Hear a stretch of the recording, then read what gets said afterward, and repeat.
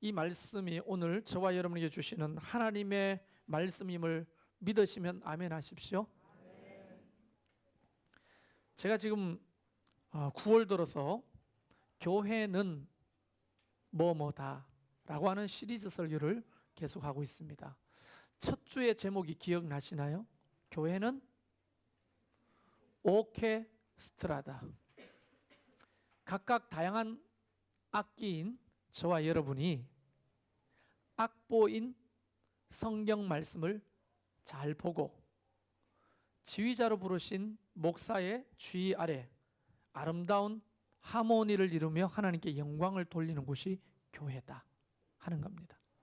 지가 아무리 실력이 좋아도 제멋대로 악기 연주를 해버리면 하모니가 깨어지겠죠? 하모니 목장 안 그렇습니까? 그렇죠? 그러니까 악보대로 지휘에 맞춰서 잘 따라가는 것이 교회다 말씀드렸고요.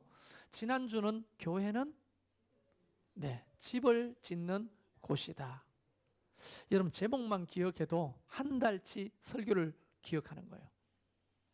교회는 집을 짓는 곳이다. 말씀대로 순종할 때 반석 위에 집을 짓게 되고 창수가 나고 바람이 불어도 끄떡없이 믿음의 짐을 세워갈 수 있으나 말씀을 듣고도 행하지 아니하면 모래 위에 집을 짓는 것과 같이 되어서 작은 바람과 창수에도 무너짐이 심하니라 라고 말했어요.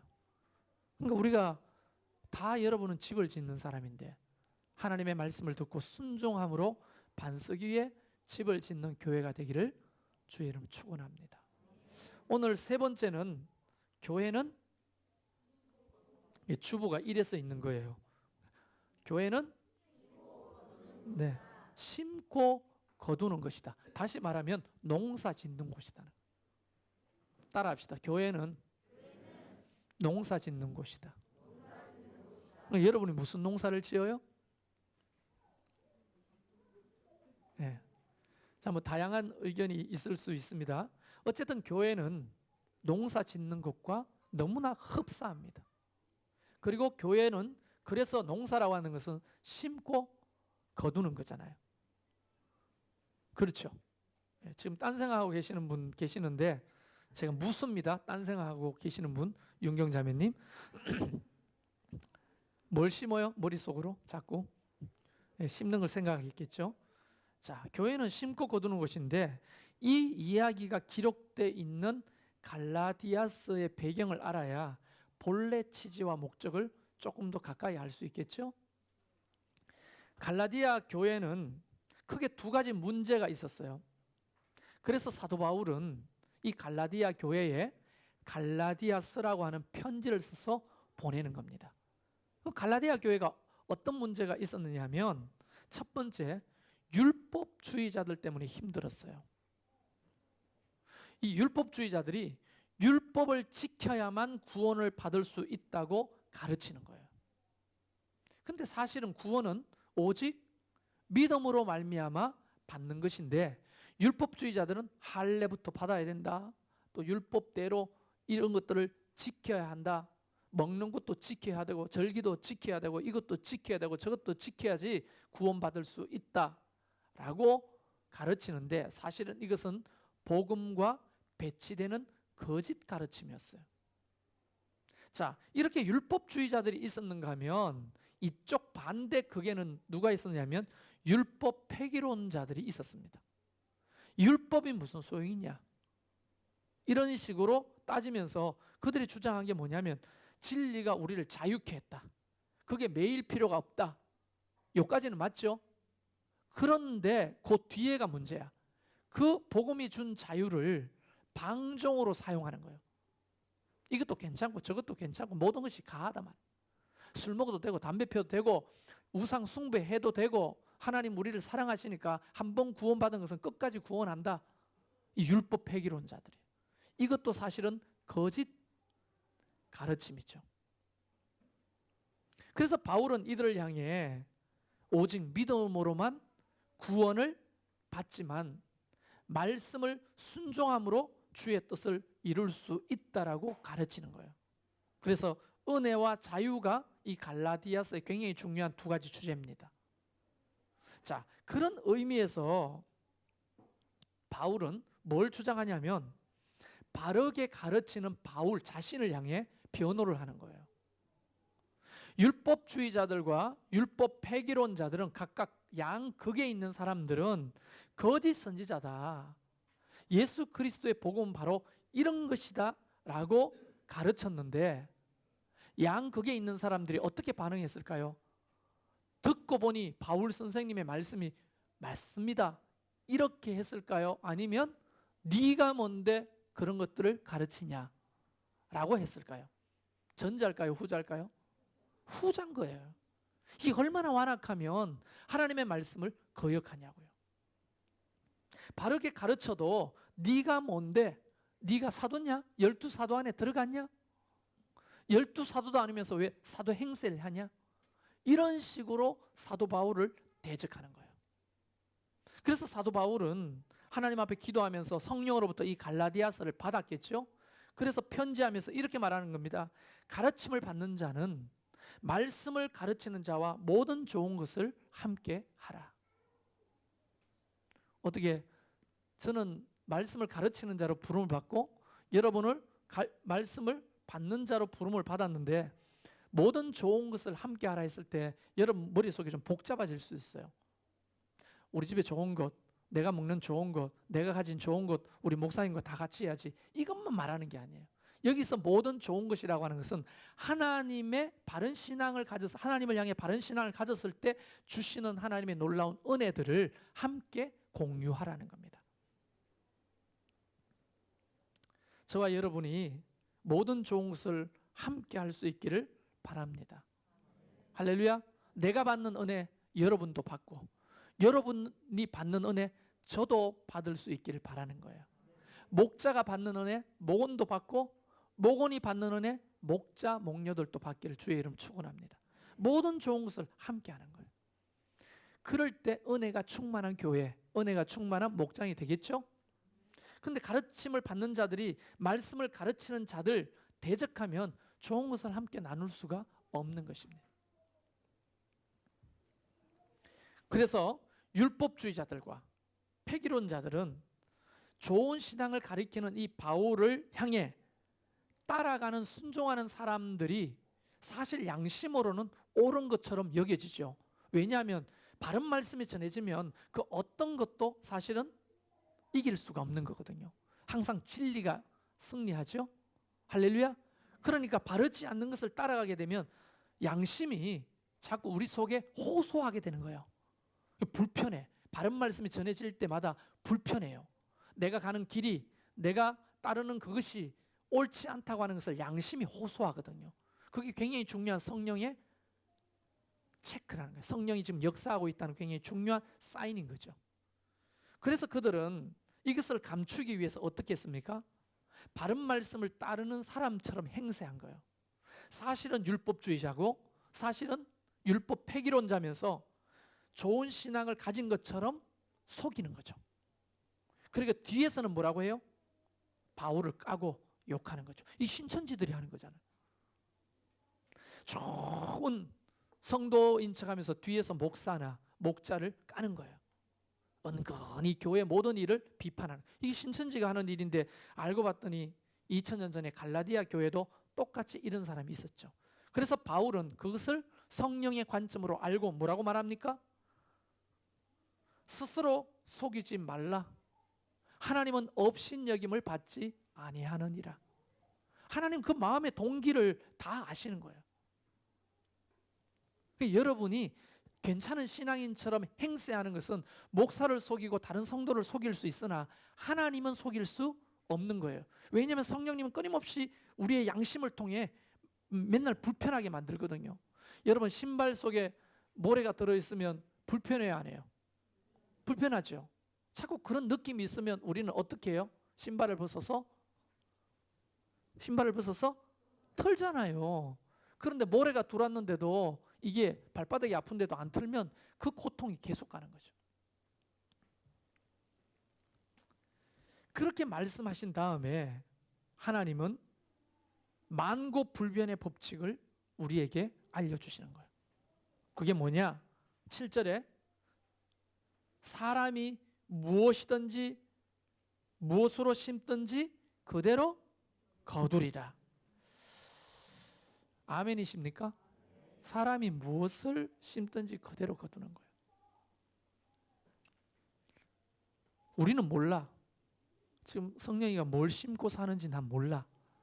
근데 성령님은 뭘 심는지 다 알아. 그러니까 성령이가 심는 대로 거두겠죠? 인생이. 이게 어떤 의미에서는 인과의 법칙이라는 거예요. 이유가 있기 때문에 그 결과가 있는 것이죠. 자, 얼굴에 침이 떨어졌어. 내가 누워서 침을 뱉었어요. 얼굴에 침이 떨어지는 것은 당연한 것이죠. 그것이 인과의 법칙인 겁니다. 콩 심은데 팥나겠지. 아니, 콩 심은데 팥나겠지. 뭐가 나요? 콩이 나겠죠. 팥 심은데 팥이 나겠죠. 이게 인과의 법칙이거든요. 그러나 여러분 잊지 말아야 될 것이 있는데, 하나님은 인과의 법칙을 초월하실까요? 그 안에 묶여 계실까요? 초월하십니다. 그래서 하나님은 심지 않은데도 거두게 하실 경우가 있습니다. 이것을 우리는 뭐라고 하죠? 그렇지, 우리 시내점 했는데 내 귀로는 은혜로 들렸어요. 그게 은혜인 거예요. 심지 않은 것을 거두는 것을 은혜라고 말하는 거예요.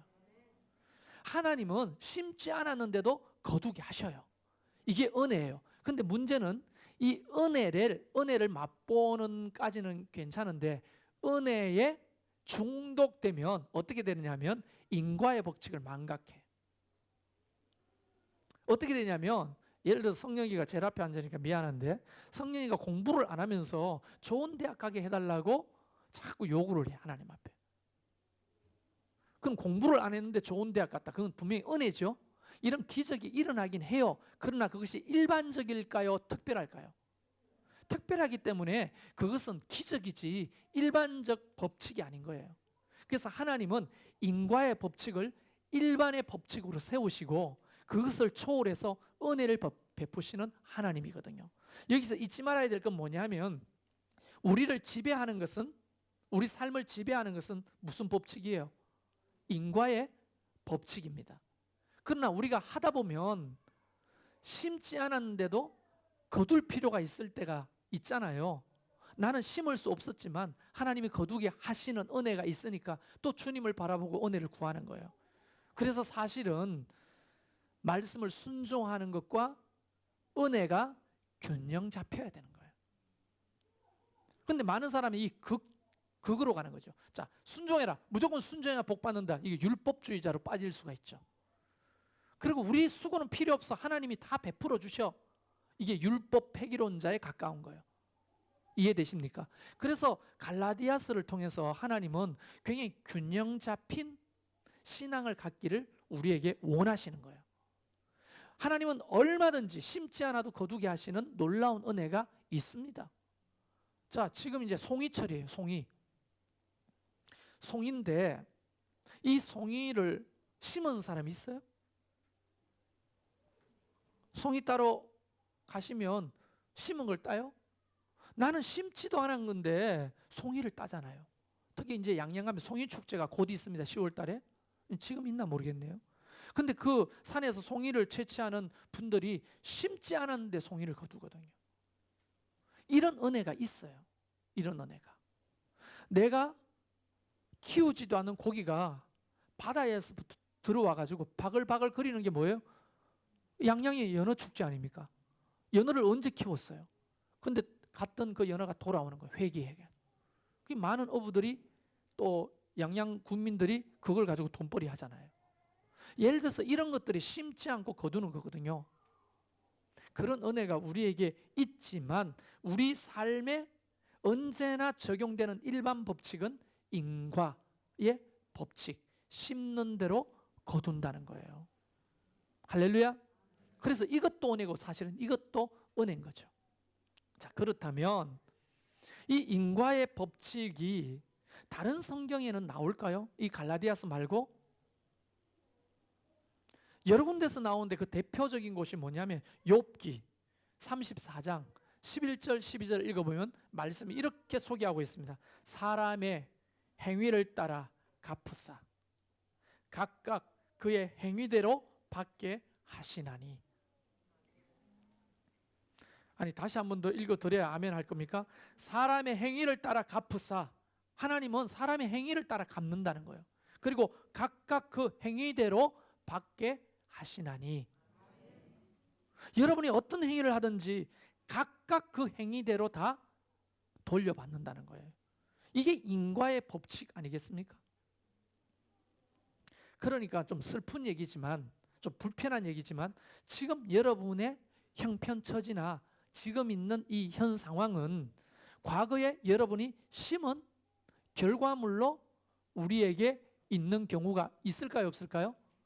대부분이죠. 그러나 심는데, 나쁜 걸 심었는데도 이만큼 사는 것은 또 이쪽에 뭐가 있어요? 하나님의 은혜가 있는 것이에요. 이 두 개가 공존하는 거거든요. 자, 그러므로 교회는, 교회라고 했을 때 자꾸 그 교회를 생각하지 마세요. 여러분 개개인이, 제가 교회입니다. 교회는 심고 거두는 곳이 맞습니다. 가르침을 실천하고, 그 가르침을 실천했을 때, 순종했을 때 그 가르침의 실천이 그대로 삶의 열매로 거두게 되는 그런 놀라운 역사가 저와 여러분에게 있는 것입니다. 그러니까 노력, 수고, 헌신, 순종, 이런 것들을 통해 거두어 드리는 하나님의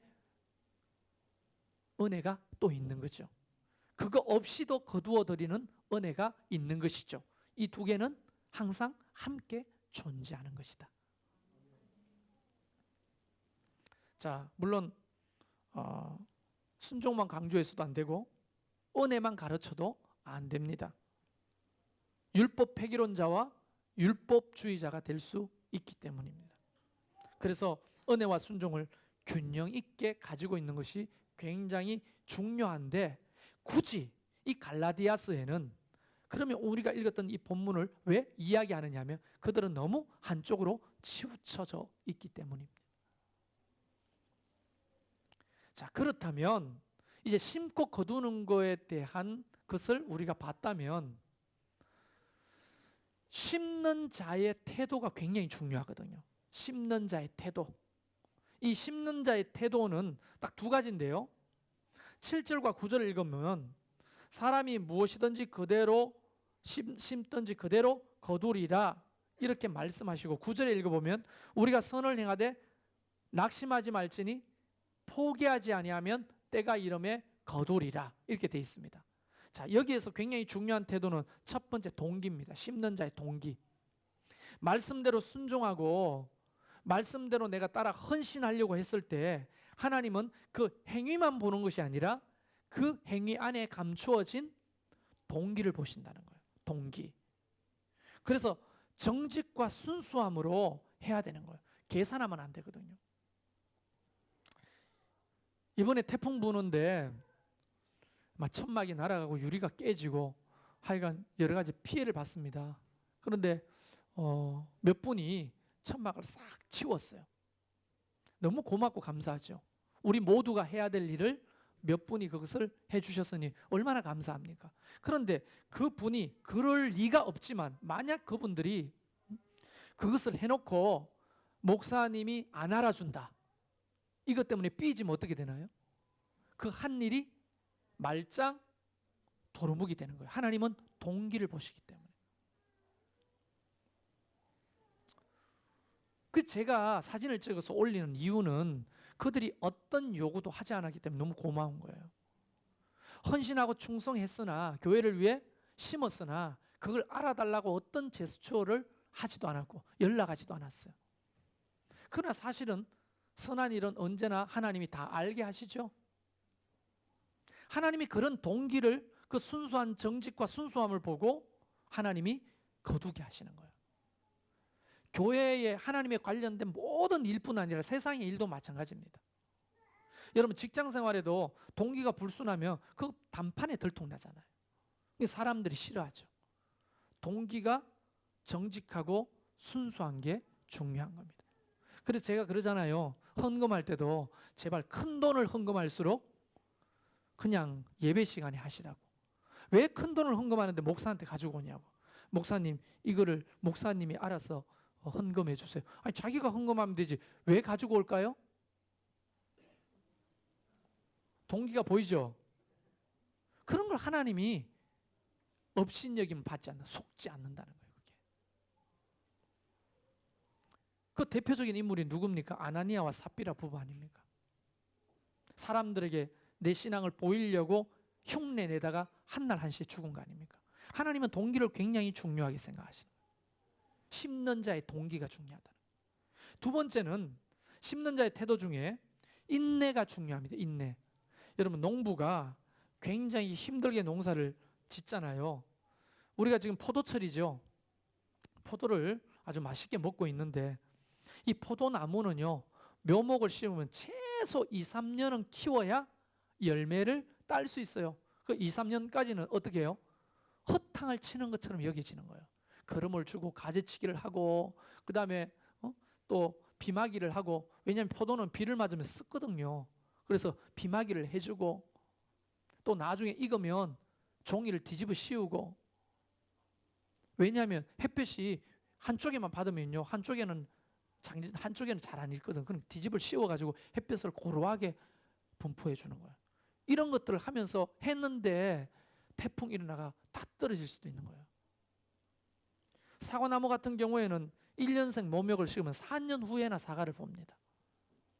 이 농부가 쉬운 일이 절대 아니죠. 그래서 할 일 없으면 그냥 막 고향 산천에 가가지고 귀농이나 할까 농사나 지어볼까 하다가 실패하는 사람이 거의 90% 넘습니다. 왜 그런 겁니까? 농사를 만만히 본 거죠.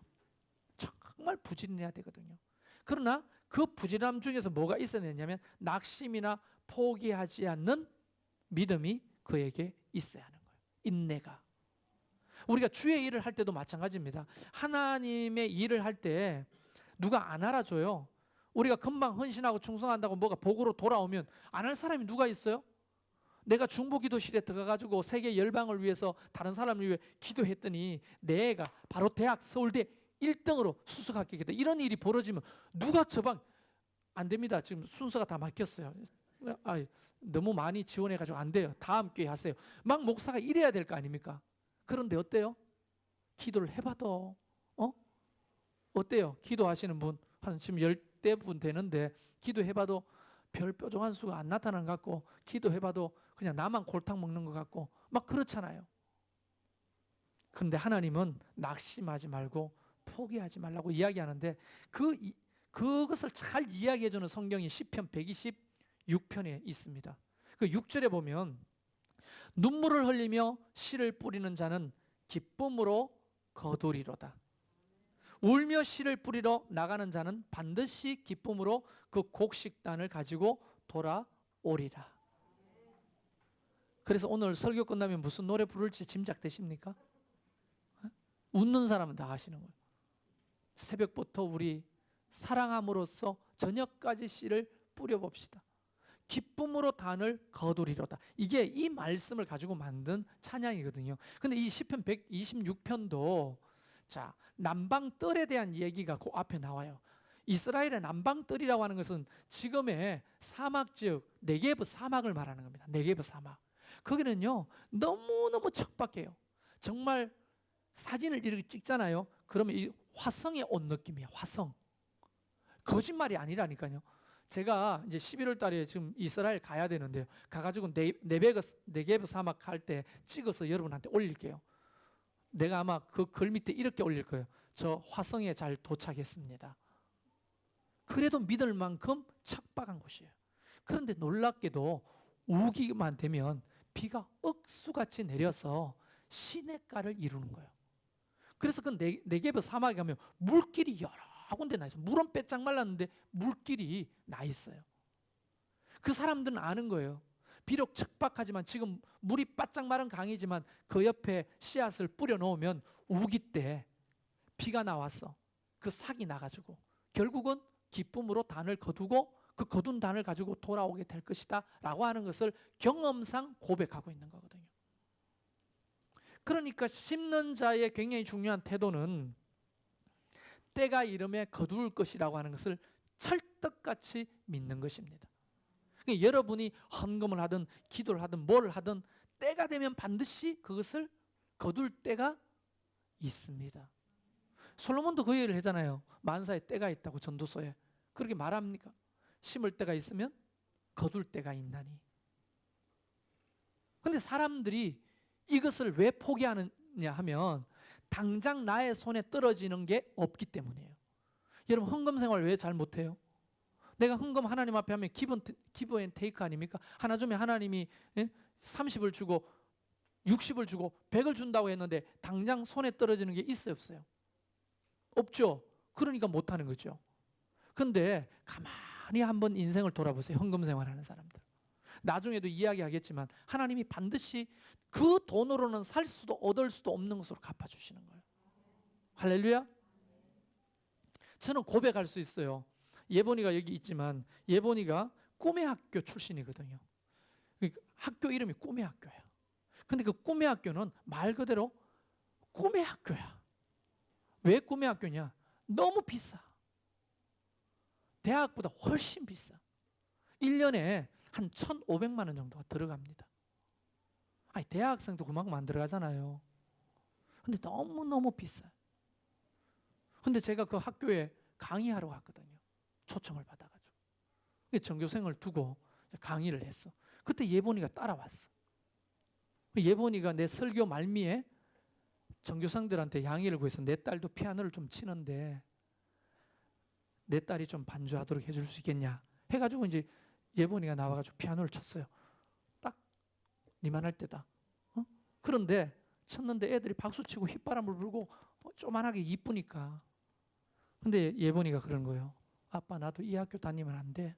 이러는데 막 가슴이 덜컥 내려앉는 거예요. 괜히 데리고 왔다. 여기는 네가 다닐 학교가 아니야. 연예인들 자제들, 고급 직종에 있는 전문인들의 자제들, 돈 많은 사람 자제들이 다니는 곳에 이 개척교회 목사 딸내미가 어떻게 다닌단 말이냐. 근데 내가 그 얘기를 차마 못하는 거예요. 그래서 예본이한테 그랬죠. 기도해보자. 정말 기도 열심히 했어요. 근데 하나님이 그때 예본이가 들어갈 때 목회자 장학금이 만들어진 거예요. 목회자 자녀 장학금이. 왜 하필 그때 만들어지냐고. 그리고 예본이가 한 명 주는데요. 그 중에 20명이 지원을 했어. 그 예본이가 내가 알기로는 2등을 했어. 떨어졌어. 그 1등 걸린 애가 들어가게 된 거예요. 그래서 실망했어요. 근데 어떻게 된 줄 아세요? 그 애가 학교 가기 싫다고 합격했는데 학교 가기 싫다고 아버지한테 이야기한 거예요. 그 예본이가 사실은 어부지리로 그 학교에 들어가게 된 거예요. 이거 우연이라고 말할 수 있냐고요? 그래서 이 애가 5년 동안 다니고 딸 자랑을 하는 게 아니에요. 하나님이 하시는 일을 보시라고. 그리고 고등학교 2학년 때 대학 가가지고 1년 돈을 벌었어 또. 그래서 얘가 선 돈을 따지면 수천만 원이 넘는 거예요. 혜택 받은 게. 여러분 내가 그동안에 하나님 앞에 11조 나 애들 학교 보내야 되니까 다 모으고 감사헌금 떼먹고 헌금 떼먹고 헌신할 거 떼먹고 이랬으면 그 돈으로 보낼 수 있어요? 못 보냅니다. 하나님은 반드시 거두게 하셔요. 할렐루야. 내가 그 돈 11조 헌금 안 하고 다른 거 안 해가지고 모아가지고 이거 예본이 꿈의 학교 보내야 돼 모아 본들 얼마나 모으겠냐고 그 돈을. 그러나 우리가 개척 멤버들도 알지만 개척할 때 헌신하고 기꺼이 사례비를 적게 받으면서 그 개척의 기간을 지나왔어요. 여기 와 있는 사람은 그 헌신을 잘 모르죠. 여러분이 개척 멤버들이 얼마나 헌신적으로 했는지. 근데 같이 그 고생했던 그 심었던 것이 다 삶 속에 거두게 되는 거예요. 반드시. 어떤 사람 빨리 거두는 사람이 있고 어떤 사람 지금도 대기 중에 있는 사람이 있지만 하나님은 반드시 때가 이름에 거두게 하실 줄로 믿습니다. 그걸 믿고 심는 거예요. 우리가. 그러면 심는 자의 태도를 봤다면 무엇을 위해 심어야 될까요? 무엇을 위해? 성경은 이렇게 말씀하십니다. 자기의 육체를 위하여 심는 자는 육체로부터 썩어질 것을 거두고 성령을 위하여 심는 자는 성령으로부터 영생을 거둘 것이다. 육체를 위해 심는 자들이 있어요. 자신의 이기심, 자기의 쾌락, 그건 썩어진 것을 거둔다는 거예요. 그런데 썩어진 것을 거둔다는 대비된 말이 왜 하필 영생일까요? 성령을 위하여, 하나님 나라와 의를 위하여, 교회의 유익을 위하여, 주님의 영광을 위하여 심는 자는 영생을 거둔다고 했어요. 그러면 반대로 썩어질 것은 뭐죠? 영벌이겠죠. 영벌, 영원한 심판, 구원받지 못하는 영원한 심판. 자기의 육체를 위해서 심는 자는 그런 것들을 결국 거두게 되고, 성령을 위하여 심는 자는 영생을 거둘 것이라는 거예요. 그럼 우리가 지금 이 순간에도 심고 있잖아요. 예를 들어서 말씀을 우리의 심령에 심어야 되는데 나는 씨를 뿌리는 자 아닙니까? 여러분의 마음은 밭이잖아요. 그런데 뿌려서 심어줘야 되는데 존다, 딴 생각을 한다. 그러면 그게 돌짝밭에 떨어지고 가시덤불에 떨어지게 되죠. 그럼 어떻게 됩니까? 나중에 거둘 수가 없잖아요. 하나님의 말씀을 아멘하고 그것을 받아들일 때 거두는 것처럼 우리가 내 육신을 위해서 뭔가를 심는 자들은요, 결국은 좋지 못한 것을 거두게 되는 거예요. 여러분, 우리 교회 신천지들이 2년에 한 번씩 왔다 가서 생각해 보면, 그런데 지금 2년 지났는데도 안 오잖아요. 감사한 거죠. 혹 우리 중에 있을 수도 있겠지만 안 오잖아요. 2년마다 한 번씩 왔어요. 이 진접에 와가지고. 그런데 그들이 지금 교회를 떠나가 다른 교회로 옮겨가서 사는데 아무 일도 안 일어나. 잘 살아. 다 소문을 뭐 언니하고 사는 사람도 있고 뭐 동생하고 사는 사람도 있는데 잘 살아. 그런데 정말 잘 살까요? 교회를 어지럽히고 목회자의 마음에 등에 칼을 받고 성도들을 힘들게 한 그 사람들을 하나님이 반드시 거두게 하시는데 썩어질 것을 거두게 되어 있습니다. 그들은. 이게 인과의 법칙이라는 거예요. 나는 저와 여러분이 성령을 위하여 심는 자가 되길 바라요. 그의 나라와 그의 의를 위해서, 교회의 유익을 위해서, 목장의 유익을 위해서, 주님의 영광을 위해서 심는 자들이 되기를 바랍니다. 그게요, 돌아올 때는 어마어마하게 돌아옵니다. 그러면 이제 여러분의 관심이 뭘 심느냐 하는 거잖아요. 뭘 심느냐. 제가 빠르게 소개해 볼 텐데 너무 많아가지고 심을 게 너무 많잖아요. 대표적인 거 성경에서 이야기하는 4가지만 이야기하면 처음에 이렇게 말합니다. 선을 심으라는 거예요. 다른 말로 선을 행하라. 이걸 선을 심으라는 거예요. 선을. 누구에게? 모든 이에게. 그리고 대상이 더욱 믿음의 가정들에게. 자, 대상이 2개. 선을 행하는데 대상이 모든 이와 믿음의 가정들에게. 근데 누구한테 더해라고요? 믿음의 가정들에게. 자, 우리 목장 안에서 서로에게 선을 행하는 자가 되길 바라요. 더 힘써야 된다고 성경은 이야기하고 있습니다. 목사도 목자도 그 범주 안에 들어가는 대상 아닙니까? 그런데 그 선을 행하는데 모든 이에게, 모든 믿음의 가정들에게 선을 행할 때 과연 이것이 어떤 의미를 갖는가? 마태복음 25장의 40절에 주님이 직접 그분의 음성으로 이렇게 말합니다. 너희가 여기 내 형제 중에 지극히 작은 자 하나에게 한 것이 곧 내게 한 것이니라. 할렐루야. 여러분, 우리 가운데는 가난한 사람도 있고요, 우리의 도움이 필요한 사람도 있어요. 우리의 기도가 필요한 사람도 있습니다. 자, 저 골방에서 기도할 때 그 기도하는 대상이 분명히 우리의 기도가 필요한 사람이에요. 그렇게 기도하지만 그것이 곧 누구를 위한 것이냐? 주님을 위한 것이라는 거예요.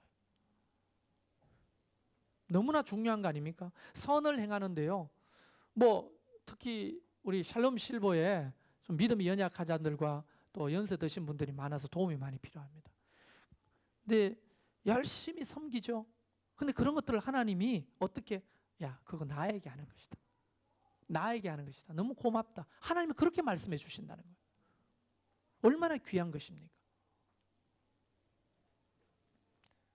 믿음의 가정들에게, 여러분 목자들에게 잘하십시오. 목자들에게 하는 것은 곧 주님께 하는 것이라고 가르치고 있지 않습니까? 목자들은 목사한테 잘해야 돼요. 주님께 하는 것이라고 가르치지 않습니까? 나는 누구한테 잘해야 돼요? 목자들과 성도들한테 잘해야죠. 그것이 곧 주님께 하는 것이라고 가르치지 않습니까? 우리가 선을 심으면 반드시 좋은 것들로 거두게 하시는 것을 기억하십시오. 그래서 기독교는 할 수 없이 윤리적이에요. 할 수 없이 기독교는 도덕적인 겁니다. 왜냐하면 뒤에 선한 일이 뭐예요? 10절에 보면 착한 일이라고 되어 있잖아요. 착한 일. 서로에게 착한 일을 할 수 있기를 주의 이름으로 축원합니다. 그 다음에 두 번째, 기도를 심어야죠. 기도를. 여러분, 기도는 반드시 돌아옵니다. 심은 대로 거두게 하는 대표적인 종목이에요. 제가 일전에 설교했습니다만 요한계시록 8장 4절에 향년이 성도의 기도와 함께 천사의 손으로부터 하나님 앞으로 올라가는지라. 향년은 뭡니까? 마지막 품는 그런 마지막 태우는 그 제물의 향기를 말하는 거죠. 헌신을 말하는 거죠. 이 헌신과 성도들의 기도는 반드시 천사의 손으로부터 하나님 앞에 올라간다는 거예요. 하나님이 그것을 다 듣고 보고 계시는 거죠. 그리고 우리가 읽지는 않았지만 5절에 보면 하나님이 금 대접과 그것과 함께 땅으로 붓는다고 했어요. 심판을. 하나님 반드시 부어주시는 거예요. 그게 심판이든 은혜든. 기도는 반드시 우리에게 부메랑이 되어 돌아오는 겁니다. 이번 조국 청문회 하면서 계속 회자되는 단어가 부메랑이잖아요. 부메랑. 심는 대로 거두는 거예요. 심는 대로. 난 저와 여러분이 기도를 심는 자가 되기를 바라요. 그래서 신앙생활은 기도하지 않으면서 신앙생활을 한다고 하는 것은 거짓말입니다. 그건 신앙이 아니에요. 종교활동이지. 하나님과 교제하고 하나님이 기도와 간구와 도구와 감사를 하라고 명령하셨음에도 불구하고 이것을 심지 않는다고 하는 것은 신앙이 아닌 겁니다. 난 저와 여러분이 기도하는 자리에, 예배하는 자리가 곧 기도하는 자리잖아요. 예배의 자리에 언제나 머물러 있기를 주의 이름을 축원합니다. 그게 어떻게 돌아오는지를 자자손손 보게 될 겁니다. 세 번째는 아까 말한 대로 물질을 심으셔야 돼요. 물질. 목사가 이걸 불편하게 생각하고 안 가르치면 사꾼이 되는 거예요. 여러분, 저도 물질을 하나님 앞에 심는 자가 되기 위해서 노력 중에 있습니다. 우리가 수요 모임을 만날 때마다 쌩쌩내는 게 절대 아닙니다. 가르치는 거예요. 목사가 맨날 대접받는 자리에 있으면 안 되죠. 그래서 저는 최대한 힘껏 때가 되면 저도 차도 사고 저도 밥도 사고 하면서 여러분과 보조를 맞추려고 애를 씁니다. 왜? 너만 심냐? 나도 심는 자가 돼야지. 이 생각이죠. 물질은 함께 심는 것입니다. 할렐루야. 자, 고린도후서 9장에 보면 이런 말씀이 적나라하게 나와 있는데요. 아마 헌금하기가 불편한 사람이 이 말씀 보면 휙 넘어갈 수 있어요. 그러므로 내가 이 형제들로 먼저 너희에게 가서 너희에게 전한 약속의 연보를 미리 준비하도록 권면하는 것이 필요한 줄 생각하였도다. 이렇게 준비하여야 참 연보답게 억지가 아니니라. 이것이 곧 적게 심는 자는 적게 거두고 많이 심는 자는 많이 거둔다고 하는 말이로다. 각각 그 마음에 정한 대로 할 것이요 인색함으로나 억지로 하지 말지니 하나님은 즐겨내는 자를 사랑하시느니라. 누가 그러더라고요. 옛날에 11조를 하는데 믿음으로 많이 11조 해도 빚졌고 적게 11조 해도 빚졌는데 많이 11조 할 때 덜 빚지더라. 이런 말을 하더라고요. 누가? 그게 일반적이지는 않습니다만은 굉장히 중요한 신앙 고백이에요. 여러분, 헌금에도 빚지는 사람이 있어요. 너무 가난하고 힘들기 때문에 헌금 못하는 사람도 있습니다. 그러나 가난한 자의 두 랩돈을 기억하십시오. 하나님은 금액이 중요한 게 아니에요. 그 마음의 중심이 중요한 거예요. 이 말씀에 순종하느냐 안 하느냐가 중요한 것입니다. 인색함으로 하지 말고 억지로 하지 말고 즐겨드려라고 성경은 말합니다. 이것이 참 연보라고 말하는 거예요. 겨우 신앙 지키려고 또는 유지하려고 목사 눈에 보이려고 하는 거 아무짝에도 필요 없는 거예요. 사실은. 내가 말하잖아요. 하나님 앞에 쓰임 받기 위해서는 물질을 쓰임 받는데 극복하지 못하면 쓰임 받을 수 없어요. 제가 이 말은 진리라고 믿는데 하나님이 하시는 일 중에서 돈으로 하는 일이 가장 수준 낮은 일이에요. 그래서 하나님은 쓰실 사람은 언제나 물질 시험을 먼저 하십니다. 그걸 극복하지 못하면 다음 단계에 쓰임 받을 수가 없어요. 동량수학의 법칙이라고 압니까? 많이 심으면 많이, 동량수학의 법칙이에요. 많이 거두는 사람은 많이 심었기 때문에 거두는 겁니다. 자, 신명기 14장 28절부터 29절, 여러분이 11조 생활을 할 때 11조 봉투에 기록되어 있는 말씀이죠. 매 3년 끝에 그의 소산의 10분의 1을 다 내어 내 성읍에 저축하여 너희 중에 분깃이나 기업이 없는 레위인인가 내 성중에 거류하는 객과 및 고아와 과부들이 와서 먹고 배부르게 하라. 그리하면 내 하나님 여호와께서 내 손으로 하는 범사에 내게 복을 주시리라. 11절을 통해서 목사도 어느 분깃이 없잖아요. 분깃이 없다는 건 직업이 없잖아요. 교육자들은 직업이 없어요. 그러니까 레위인과 지금 목사와 빗댈 수는 없습니다. 신학적으로. 그런데 분깃이 없어요. 내가 만약에 직장이 있고 뭐 장사를 하거나 해서 수입이 있다면 교회는 내 사례비를 전적으로 책임질 필요는 없어요. 내가 그걸 먹고 살 수 있으니까. 근데 그게 없기 때문에 11절을 통해서 목사와 또 가난한 자들을 먹여 살리는 것이 성경의 원칙인 거죠, 사실은. 근데 어떻게 내가 좀 부자로 사는 것 같아요? 어때요? 좀 부자로 사는 것 같아요? 그게 참 억울할 노릇입니다. 부자로 사는 것처럼 보이는 것이 억울할 노릇이죠.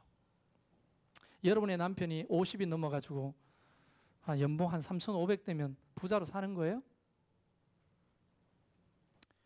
집과 차도 내 이름으로 된 게 아니고 내가 죽으면 다 교회 반납해야 되는 거죠. 내가 죽었을 때 집이 예본이 신년이 거로 넘어갈 수 있다면 그건 내 것입니다. 근데 교회의 사택과 자동차는 아무리 벤츠를 하더라도 내 게 아니에요. 내 재산이 아닙니다. 다른 목사가 오면 주고 떠나야 돼요. 교회 거죠. 내 재산이라 할 수 없죠. 여러분, 동량수학의 법칙이라고 하는 것은 많이 심는 자가 많이 거두게 하는 거예요. 여러분은 하나님 앞에 물질을, 가난한 자들에게 물질을, 선교사들에게 물질을 얼마나 심어요?